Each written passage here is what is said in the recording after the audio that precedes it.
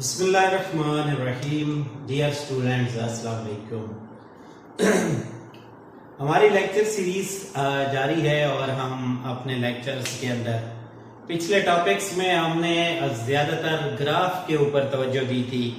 आज हम Newton laws को एक ही लेक्चर के अंदर खत्म करेंगे, ताकि चूंकि बेसिक्स इनके आपको पहले से पता होते हैं, हमें सिर्फ यहाँ पर बेसिक टच देना होता है।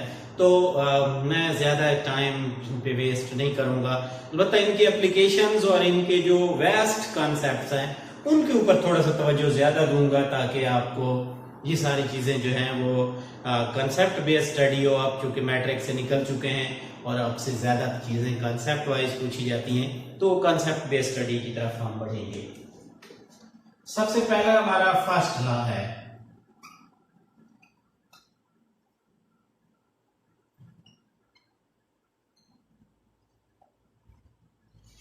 फर्स्ट लॉ की स्टेटमेंट है, a body continues it's state of rest और motion until it is compelled by an unbalanced force. Body continues its state of rest or motion until it is compelled by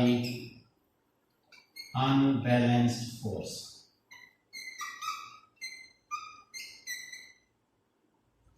कोई भी object उस वक्त तक अपनी state of rest और motion को continue रखता है जब तक उस पर कोई बाहर से फोर्स ना लगाई जाए।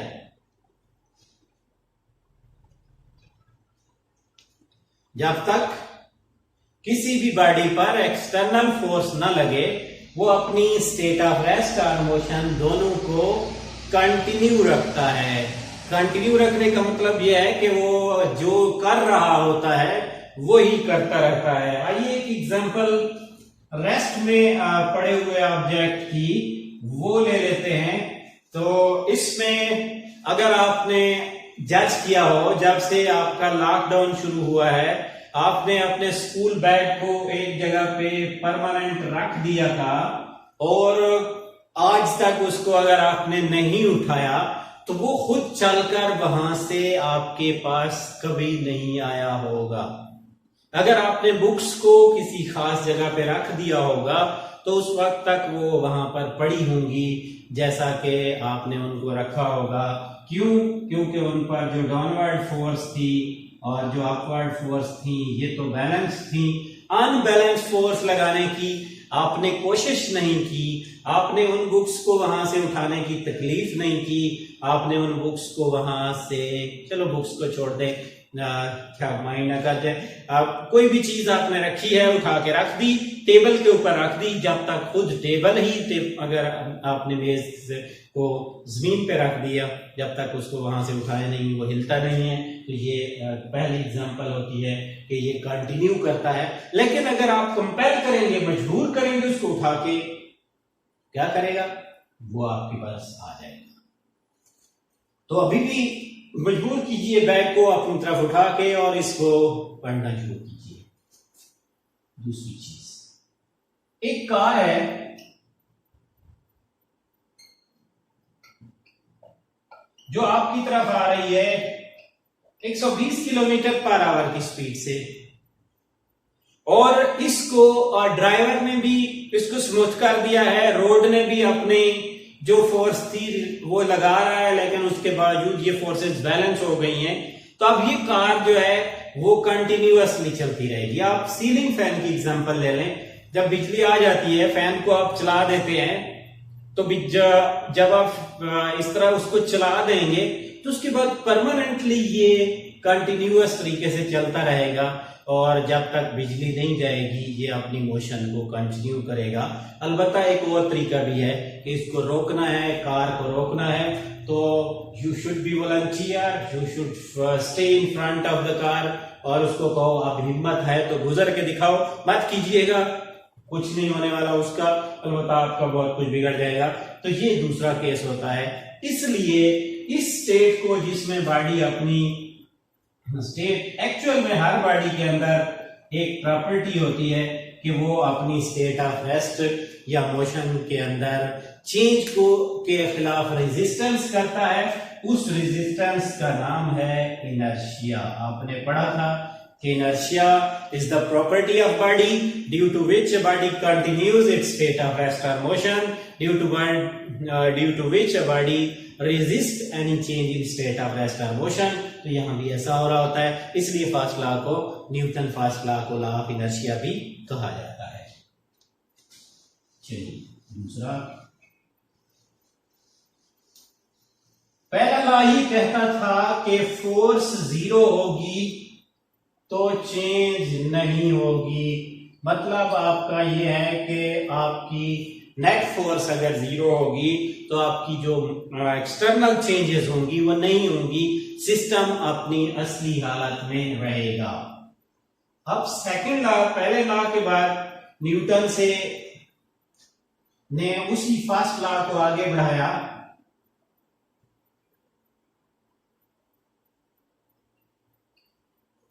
और अब इस हजरत साहब ने ये कह दिया कि अगर फोर्स जीरो नहीं हो तो क्या होगा। If net force acts on a body,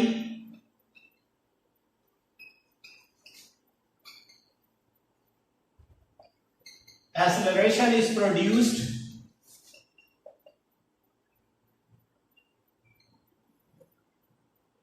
in it and it is directly proportional to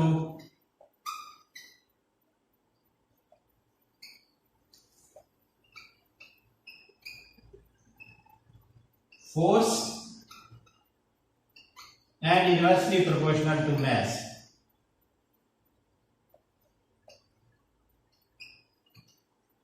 proportional to mass of body। Suppose ये बाल कोई एक बहुत बड़ा एक बाल है जिसका 100 kg का वेट है और आप इस पे एक फोर्स लगाते हो और आप इसको धक्का लगाते हो। अब धक्का लगा के जब आप इसको मूव करोगे तो आपको क्या फील होगा।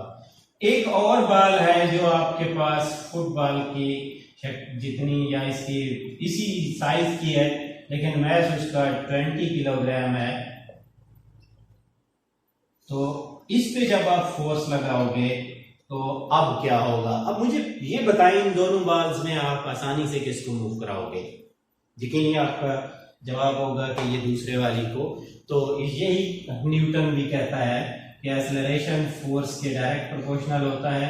जो फोर्स तो आप बराबर लगाएंगे दोनों पे, लेकिन एक्सेलरेशन मैस के इनवर्स प्रोपोर्शनल होता है। मतलब एक्सेलरेशन बड़ा होगा अगर आपका मैस कम होगा, एक्सेलरेशन छोटा होगा अगर आपका मैस बड़ा होगा। और इस तरह आप किसी मतलब न्यूटन ने दूसरे लॉ के अंदर ये बताया। पहले मैं ये कह रहा था कि अगर फोर्स नहीं लग रही होती है तो उस वक्त क्या हो रहा होता है। फिर दूसरे लॉ में इसने ये बता दिया कि अगर फोर्स लगा दी जाए तो फिर बॉडी की क्या सिचुएशन होती है, उस वक्त बॉडी क्या सूरत हाल से गुजर रहा होता है। ये वो सूरत हाल उसने बताई है। मतलब जब भी आप फोर्स लगाएंगे, नेट फोर्स लगाएंगे, तो फिर आपका एक्सेलरेशन पैदा हो जाएगा। Sometime we are unable to understand net force. Net force होती क्या है।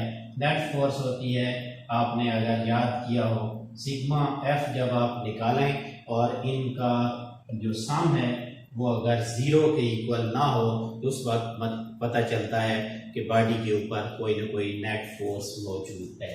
लास्ट बाकी जो चीजें हैं थोड़ी सी तो उनको प्लीज अपने फर्स्ट ईयर के मैट्रिक के कंसेप्ट से क्लियर कीजिएगा। यहाँ पे इसको ज्यादा टाइम।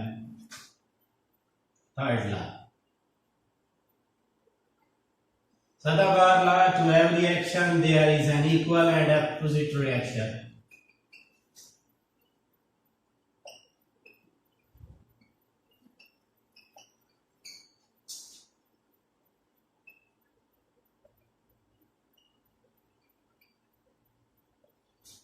हर एक्शन का एक रिएक्शन होता है जो मैग्नीट्यूड में एक्शन के इक्वल होता है, लेकिन अपोजिट होता है। इसको कहा जाता है थर्ड लॉ।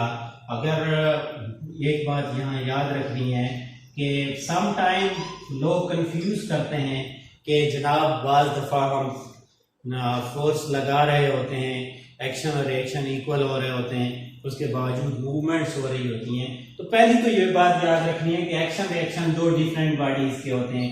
अगर फोर्स यहाँ से लग रही है, यहाँ कोई बंदा फोर्स लगा रहा है, ये ब्लॉक है, तो ब्लॉक ये बंदा जो होगा एक बॉडी, यानी एक्शन और रिएक्शन हमेशा टू डिफरेंट बॉडीज के होते हैं। एक बॉडी के ऊपर कभी भी एक्शन और रिएक्शन हम उतना ऑब्जर्व नहीं करते हैं।